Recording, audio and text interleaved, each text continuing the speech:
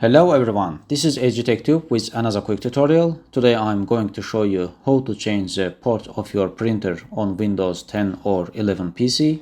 So let's go to Control Panel, hit the Start button and type Control Panel.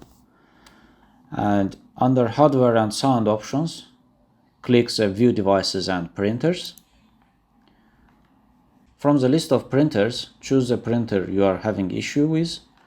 So right click on it and go to Printer Properties, and on these tabs select Ports, and from the list you can change any port you like and then hit the Apply button for the changes to take effect. Okay guys, this is a pretty simple, straightforward process.